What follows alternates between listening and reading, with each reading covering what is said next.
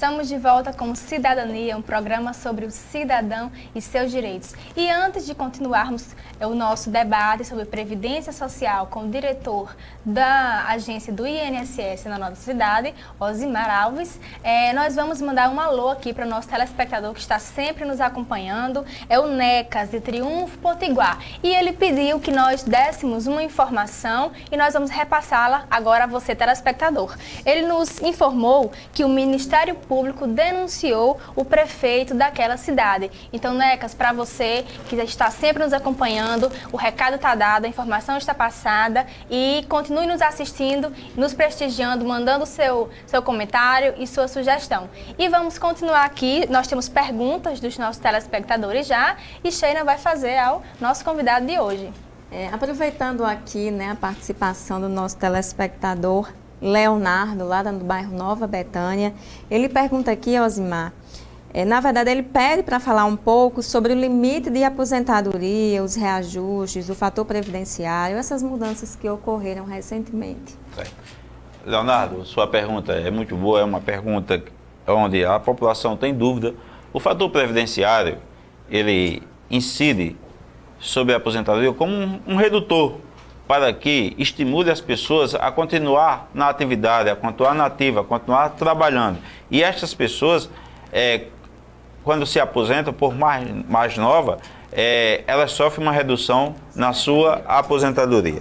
Os reajustes dos benefícios da Previdência Social, Leonardo, eles são concedidos com base no índice de preços ao consumidor, ou seja, é a reposição da inflação dos últimos 12 meses.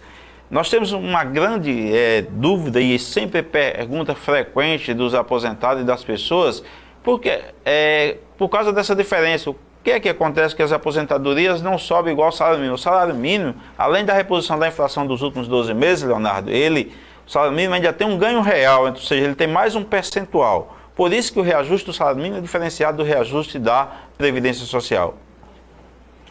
E aproveitando que está falando desses reajustes, eu queria que o senhor respondesse uma pergunta da nossa telespectadora de Caraúbas. Ela é Valquécia, lá de Caraúbas, que está nos acompanhando através do site da TV Câmara. E ela pergunta, Osimar, sobre a possibilidade de tornar dependente o filho dela, que é praticamente, na verdade, mantido pela avó paterna da criança. Ainda existe essa possibilidade? Anteriormente, Sheila, existia a figura do dependente como pessoa designada. Os avós normalmente designavam os seus netos como pessoa designada, mas a Lei 9.032 extinguiu a figura da pessoa designada. Hoje os dependentes são filhos, os cônjuges e os pais dependentes do segurado. Não existe mais essa possibilidade de designação de pessoa. Osimar, o nosso telespectador do Santo Antônio, Pedro Felipe, ele quer saber quem administra a Previdência Social. A Previdência Social, ela é administrada pelo ministro da Previdência Social.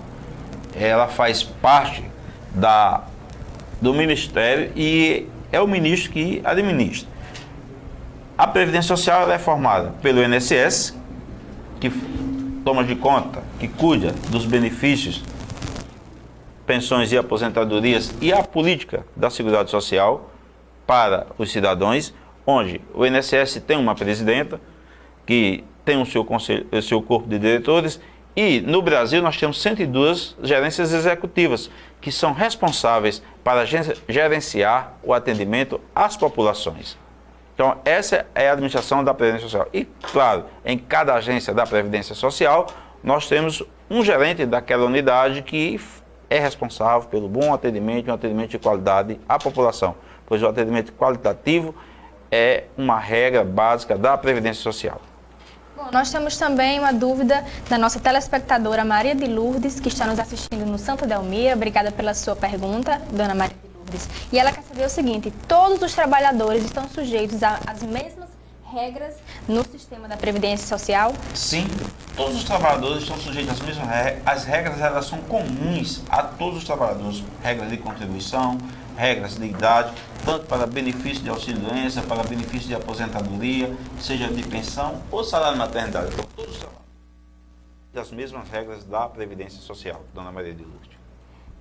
Hoje nós temos uma participação muito grande, por incrível que pareça, porque o tema realmente é muito, muito bom e gera muita dúvida aí para o cidadão de casa entender, né? E temos mais uma participação aqui de Carlos Antônio do Alto São Manuel. E ele pergunta em que situações o segurado do INSS ele perde o direito de receber o benefício. Carlos, nós temos vários benefícios, mas eu vou me ater ao auxílio-doença. O auxílio-doença, ele é concedido, o nome é auxílio-doença, mas na realidade a doutrina é benefício por incapacidade temporária ao trabalho. Então o auxílio-doença, Carlos, ele cessa quando a pessoa recupera a sua capacidade laborativa. Então, a partir daí, ele perde o direito ao seu benefício. A pensão por morte, ela também cessa quando o dependente completa 21 anos de idade, ou seja, o filho quando completa 21 anos de idade, ele adquire a maioridade e cessa o seu direito à pensão.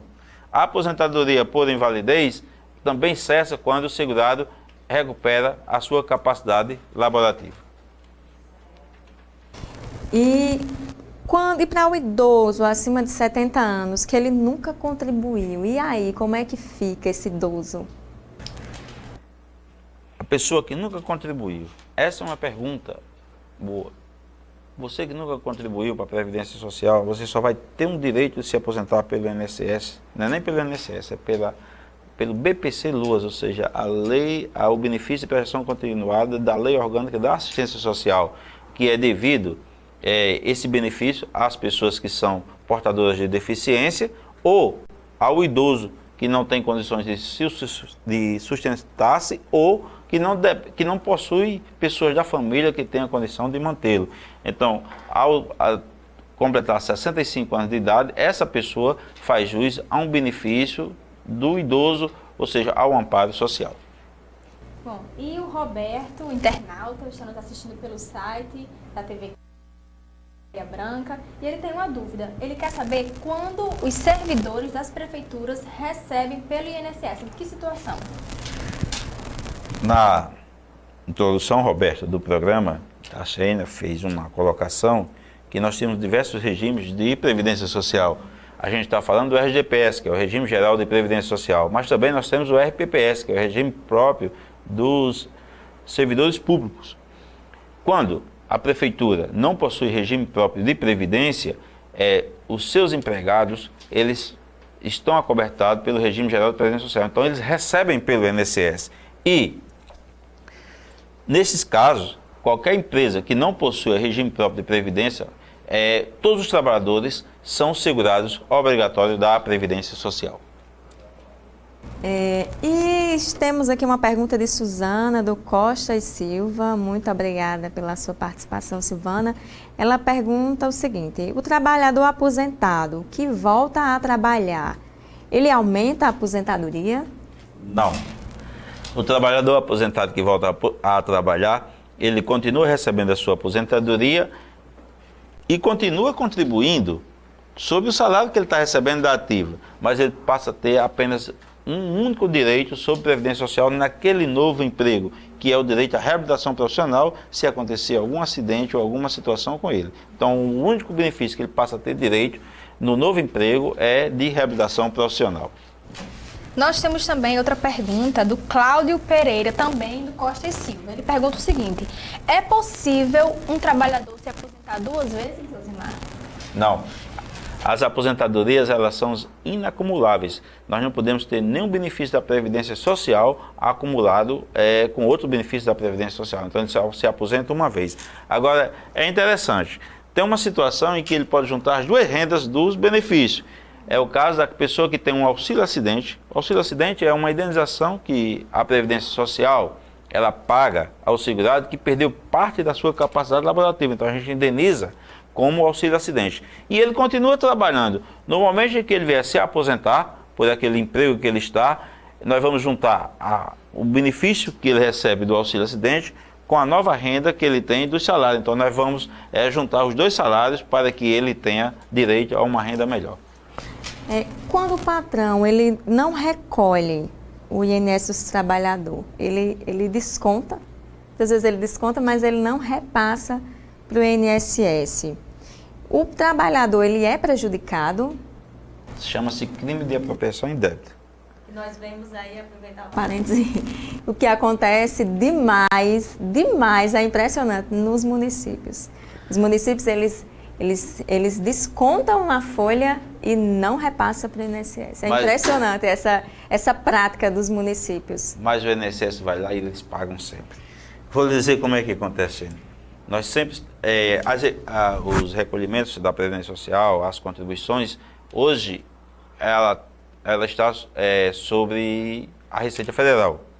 E sempre nós temos fiscalização nos municípios. Quando nós levantamos os débitos do município, nós fazemos a inclusão desses pagamentos em contas a pagar. E as prefeituras têm esses valores descontados dos seus fundos de participação dos municípios. Então, aquele trabalhador que trabalha, a contribuição do patrão ela é de responsabilidade do patrão. Você jamais vai deixar de se aposentar porque seu patrão sonegou. O INSS tem a obrigação e vai atrás desses recolhimentos. Você jamais vai ser prejudicado. O que vale para o trabalhador é o seu registro na carteira profissional e os seus dados constantes junto à Previdência Social. Aproveitar e vou tirar uma dúvida pessoal, que eu tenho esse caso aí, esse exemplo na casa dos meus pais. Meu pai trabalha há mais de 40 anos no município. Ele teve um período em que ele trabalhou fora, né, em outros estados, e retornou para Caraúbas e continuou trabalhando no município de Caraúbas. E tem algumas CTPS dele que, devido ao tempo, não existem mais. E os registros mais antigos, da época em que ele trabalhou em 89, 70, bem antigo mesmo, também não estão sendo encontrados lá no arquivo do município. Nesse caso, como é que a gente faz para comprovar que houve o efetivo desconto do INSS, para ele se aposentar, que inclusive ele já está passando da idade? Nós temos, Sheina, as microfichas, onde o INSS tem um cadastro antigo dos recolhimentos, o Cadastro Nacional de Informação Social, que nós chamamos de CNIS, onde tem todos os dados do trabalhador. Então, o importante, nesse caso, as pessoas que têm alguma situação parecida com o pai de Sheina, é procurar o INSS para fazer todo o levantamento, para nós sabermos realmente quais são os dados que tem dentro do cadastro, para que veja se ele pode pegar algum outro documento que a gente possa fazer uma justificação administrativa desse período que ele trabalhou, com base em testemunho e provas materiais existentes. No caso, tudo isso administrativamente. Tudo, né? Isso administrativamente. Certo, bom saber. E a Cleide, do Liberdade 1, ela quer saber sobre o concurso, Asimar, se vai ter ou não um concurso público. Concurso da Previdência Social. Segundo as últimas informações que nós temos de Brasília, mesmo com todas as medidas econômicas que aconteceram, o concurso que já estava autorizado para a Previdência Social, ele foi mantido. Nós estamos só aguardando que seja lançado o edital regulamentando esse certame. Infelizmente, estamos chegando ao final do nosso bloco com o senhor Osmar. Gostaríamos de agradecer mais uma vez pelo convite, pelo aceite ao nosso convite. Nós esperamos que o senhor venha novamente, outras vezes aqui, falar de outros assuntos ligados à Previdência. E nosso muito obrigada e seja muito bem-vindo. E parabéns pelos esclarecimentos aqui postos. Realmente, eu é quem agradeço. Realmente é uma satisfação muito grande estar aqui, esclarecer aos segurados da Previdência Social, às pessoas que estão assistindo o programa Cidadania, e principalmente dizer que qualquer dúvida com a Previdência Social, nos procure ou faça uma ligação para a nossa Central 135.